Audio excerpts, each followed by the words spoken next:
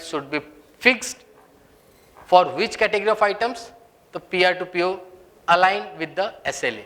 Then RFX creation and executions is the same thing, where we have to create the RFQ, proper RFQ with the technical data, including availability of the market at that time with supplier, because nowadays we have faced the scarcity of the material and the demand with respect to the supply. Both data are unclear into the market, because this is completely not clear. We have for the some of the fields where is the demand is high. Choose a vendor and negotiate contract terms is the common things what we are doing. Implement the integrate vendor collaborations. That is a partnership what we can do and fall on the 4 quadrilateral of the procurements.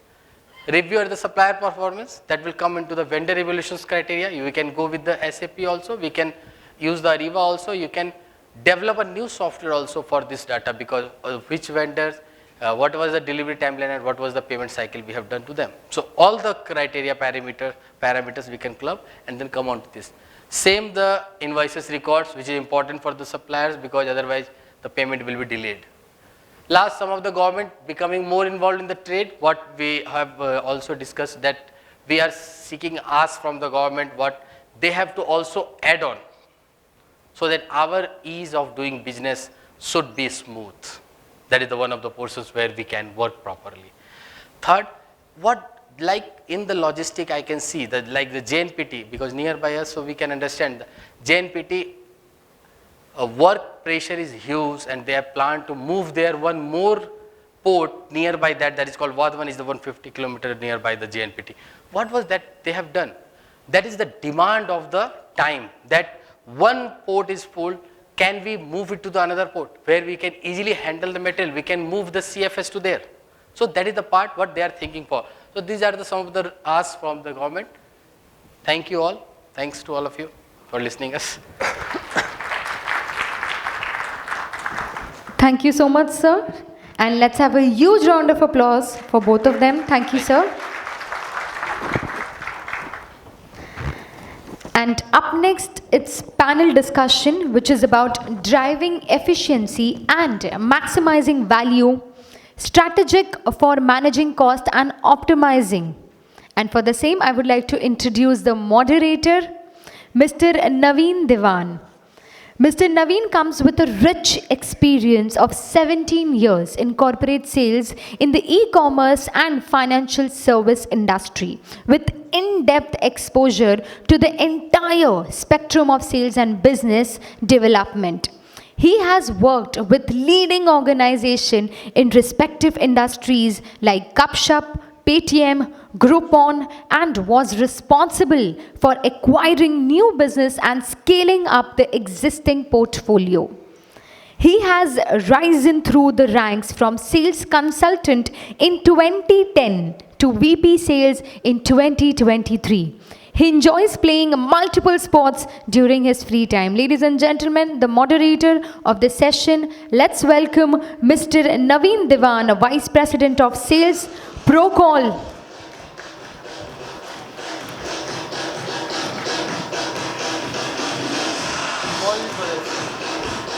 And I would request all the panelists, the following panelists, to join us on the stage. Ms. Sabina Savliwala, Chief Procurement Officer, Jaslok Hospital and Research Center. Let's have a huge round of applause for Ms. Sabina. Mr. Asim Gupta, Assistant Vice President, Sourcing at Jubilant Food Work Limited.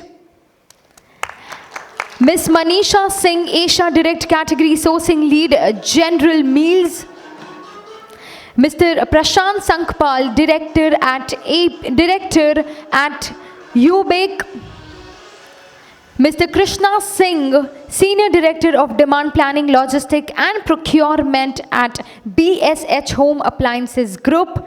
Mr. Avinash Deshpande, Vice President Procurement at Reliance Industries Limited. And Mr. Sudeep Hota, Procurement Director, India, Modelies International.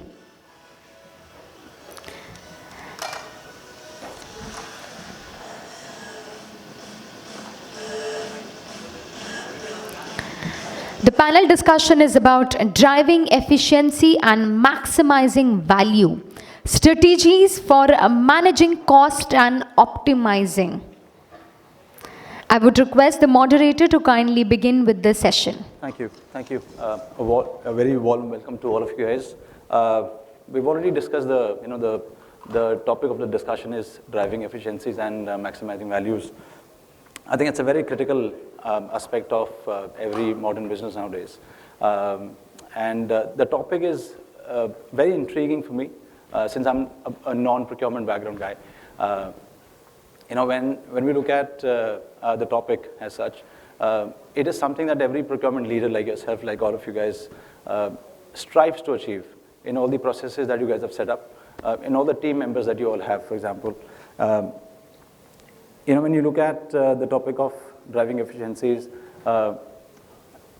all the procurement leaders have had some kind of discussions in the past, probably with your management, with your colleagues, brainstormed ideas and thoughts. And I'm hoping that all these guys are probably going to validate those thoughts and ideas that you all have today. Probably look at it from a different angle. For them, it's going to be a win-win situation in either of the cases. I'm going to talk to you about the first question that I have for Sabina. What are the key challenges organizations face when it comes to managing procurement cost, and how can they be addressed effectively?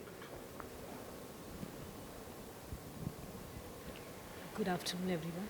And It's not audible. is it audible? Yeah. I think after COVID, what major challenges that we have faced, is because all the prominent, I think, stakeholders, procurement being a prominent stakeholders for any organization face this challenge. I mean, the buyer-supplier relationship, and integrity of suppliers, even the rightful sourcing or exploring the data, these are the challenges that we faced, after COVID especially. I mean, the supply chain, the logistic risk, and technology upgradation. These are the, government policies, that, especially in healthcare for drugs and, medical equipment. So all these challenges that we faced, for the, especially after COVID. Before that, of course, there were a lot of other challenges also. And to manage the cost, of course, the pricing has marginally gone up, because of it's affected the material pricing, and as a result, supplier management has become a little difficult, like the payment terms and, the discount validity and all. So all these, but we are managing, in the terms that we have good relationships for the past, so many years that we are there, with them, and we see that, the quality and the right price is at least in my institution where I'm in the healthcare, we need to, give the right material to the right patients, because that is also patient care also is very important. So for me, where our procurement is concerned, we had a lot of challenges, in the, COVID era, But anyway, we, had good relationships with the suppliers, so we could, sail through it, So that's how it is going. Okay. Would you say that just the supplier relationship works on relationships or something else? No, the supplier relationships and the pricing also, Okay. Pricing also were fluctuating, so, but we have our rate contracts and tenders in place, so I think we, we have no much major problems in that. Okay. Love to hear your thoughts, Aseem. Apart from the pricing and apart from the relationships, how well do you define supplier relationships? In terms of supplier relationships, I think as the previous section you were talking about, suppliers are not just suppliers; they are business partners. Yeah. It is absolutely accurate to say that and probably this is one of the misunderstanding. A lot of organizations have a lot of people within the organization. They don't treat. They feel that the supplier is just someone who is supplying goods or services. And they have apart from the business expectation, they have very small expectations like responding to them, helping them with their own issues. If there is a material rejection, how can we support them so that they will get the resolution in the right way. Not that we will influence people to accept those rejections or pay them on time. It's just that if you do a simple courtesy support in terms of providing them, information which they are looking forward to. It really helps them. And other pieces, I think transparency in supplier relationship is very important. Yeah. The suppliers, it is not just hopping into the different RFQs. It is also important that we understand what is the supplier's long-term vision and plan, and how it is getting in line with our vision and our plan for future, right? So if there is a understanding, there is a two-way communication between both the sides, so that they can make their investments accordingly, or we can make our investments accordingly. So these are a few of the things which I feel that is very important in terms of a supply relationship.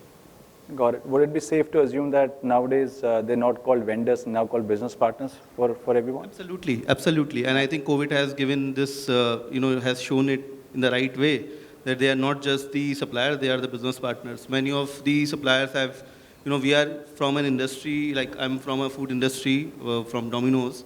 So, we have been up and operating after a few days of the lockdown. Yeah. So, and, we have to really give the credit to our suppliers and our partners that they have supported us so that we can serve to the consumers. What would be the top two or top three? I know this is not a question here, but what would be the top two or top three challenges that are faced by these vendors when they're dealing with corporates like yourselves? I think transparency is the biggest challenge. Generally, the buying organizations, they typically focus on just buying, negotiating and buying and getting the services done. But, we are not trying to understand the bigger picture. If the buyers, if the buying community will engage with them to, have a long-term partnership to see if the visions are matching. Sure. And I think that is something which will be a game changer. Awesome. That brings me to the next question. That's for Mr. Prashant Sankalp. Can you share examples of successful cost-saving initiatives in procurement that have resulted in significant ROI? Yeah, basically the cost saving is very important aspect as far as the procurement is concerned. Because as you all are procurement colleagues, procurement always considered to be a liability on the company. If you really go to your senior bosses or senior